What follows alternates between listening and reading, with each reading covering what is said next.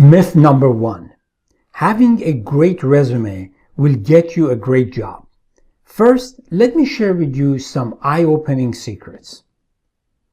38% of job opportunities are not even advertised. They are in what is known as the hidden job market. Also, of the remaining 62%, as many as 22% are potential opportunities where recruiters find you. So when you limit yourself to applying for jobs with a resume, you are really aiming at only 40% of opportunities that could potentially be available to you. We regularly interview clients who had a new job or get promoted.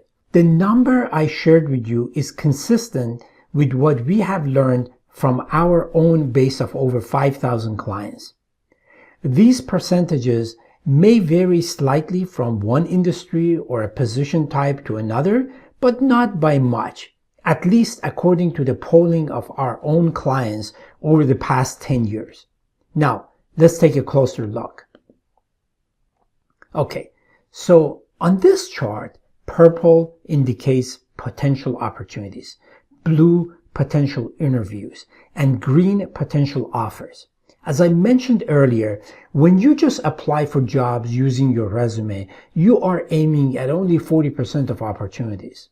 If there are 100 current openings that match you, we estimate a potential 3 interview out of the 40 that are visible to you and for which you can apply.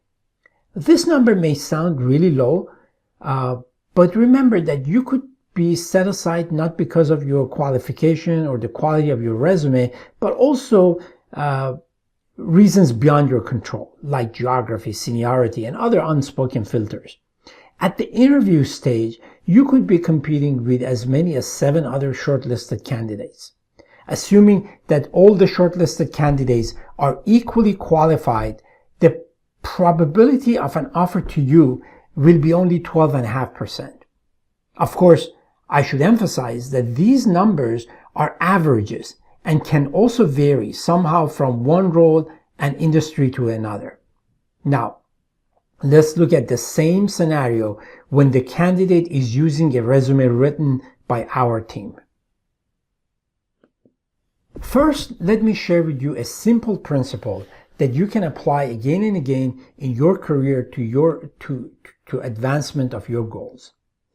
In order for people to buy your ideas, proposals, promote you, or in this case, hire you, you need to significantly increase the certainty that they are making the right decision and that you or your ideas are the solution to their needs. Now, one way to look at this is to look at certainty on a spectrum measured from 0 to 10, where 0 indicates they have no confidence and 10 means they are 100% confident that you or your ideas are this answer to their prayers. Now, as you know, the human brain is complicated, and even in a simplified way of looking at this, at its decision making, we are looking at least 2 different measures: logical certainty and emotional certainty. Now, whether you write your own resume or get help from AI or a professional resume writer, the focus is typically on using language to improve the logical certainty. But we know that's not how the human brain works. So we apply psychologically persuasive techniques using language patterns based on neuro-linguistic programming and hypnotic writing to also move the needle on the emotional side. Now remember, you are still looking at 40% of all the opportunities that can be available to you. But we have very slightly moved the needle, helping that resume to be more frequently placed on the top 2% by a human reviewer. So as you can see here, not only the number of interviews slightly increases, but also simultaneously the interview success rate is also slightly improving from 12.5% to 15% because we have used the content to pre-frame the interviewer's mind on both logical and emotional level. So what's the problem then? Well, let me start by asking you this. What is a great resume? A quick answer may be, it's a resume that is a perfect match to the job description the employer is advertising. Well, sometimes even the hiring manager doesn't know what constitutes a perfect candidate. But for now, to keep things simple, let's assume they do. Now, anyone who's had some exposure to the HR side knows that often job descriptions are copy-pasted from other descriptions, and even if drafted from scratch, fall short of describing what the employer is really looking for. So think about it. You use AI or a professional resume writer or write the perfect resume perfectly matching the job description. What happens if that resume even makes it to the hiring manager? The hiring manager may not have been able to articulate his or her real needs and preferences, and now they're reading your resume that perfectly matches the job description with this nagging thought that, I can't quite put my fingers on it, but this isn't exactly what I'm looking for. But you know what? Let's make it even simpler. Let's assume not only the hiring manager knew exactly what they wanted, but also it is perfectly reflected in the job description. To make it even better, let's assume your resume is the collaborative product of your interviewer, drafter, and editor on our team. In other words, it's the perfect resume and cover letter to impress the hiring manager. So what could go wrong? This may be the time to tell you the story of Gail, one of our clients. A friend Gail knew at a Fortune 500 company called her and told Gail about this amazing opportunity at her company.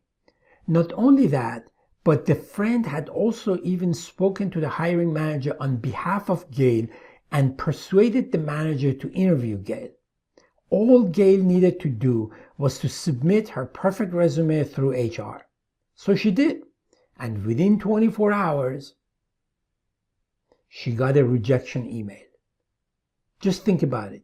The hiring manager already knows about her and wants to interview her, and yet she was rejected by HR. Shocked by what had just happened to her, Gail tells the friend, who escalated the situation with the hiring manager, who in turn asked the HR specialist what had happened. Only to be told, sheepishly, that with the number of candidates she was dealing with and the number of requisitions she was working on, Gail's resume simply fell through the cracks.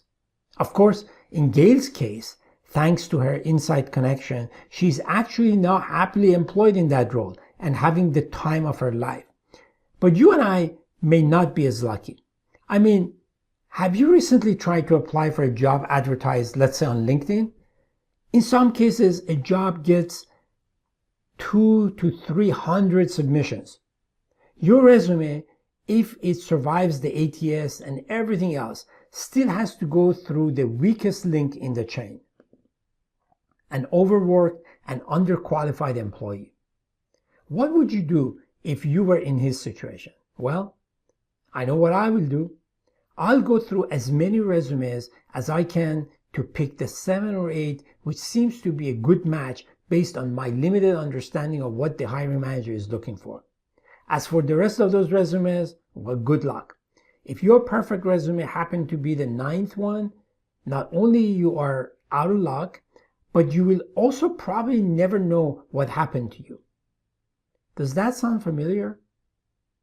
Now, knowing the typical audience for this training, you are probably one step ahead of me, asking, but isn't this guy being replaced by this guy? Absolutely. And guess what? That would be a great help to the employer. But as you are soon to find out, it will bring no benefits to the job applicant. If anything, it will make things even harder for you. As far as your interests are concerned, this is a broken system where the moment you submit your application, you have lost control of the process. No matter how perfect your resume is, and no matter if Bubba is looking at it or AI. Now, are there any improvements we can make to this broken system? When we interview a client during the process of writing their resume, we are also collecting additional information for building a search engine optimized LinkedIn profile. Having a search engine optimized LinkedIn profile can enable recruiters to find you, and in that way, you can increase the pool of potential job opportunities from 40 to 62%. Also remember that these days, LinkedIn is the first place employers go to check you out when they get your resume. Plus, when you optimize your LinkedIn profile, not only have you increased the number of potential opportunities, but also you could slightly improve your interview success rate. That's because in addition to the content of your marketing material, the referral from a seasoned and proactive recruiter can positively, albeit slightly, bias the employer toward you prior to the interview. But a 15% interview success rate is still not very competitive when the employer is considering 6 to 8 other highly qualified candidates. So far, we talked about the limitation of using your perfect resume and how optimizing your LinkedIn profile can slightly improve the odds in your favor. By the way, just because a perfect resume and an optimized LinkedIn profile have limited effectiveness compared to the other strategies we will discuss, does not mean you shouldn't have them, as they are the building blocks for what we will be discussing next. Now, let's try to break another myth and find additional strategies to improve your offer rate. As I mentioned earlier, if you want to make sure to have your free career success consultation sooner, go ahead and book your session now. If not, let's continue.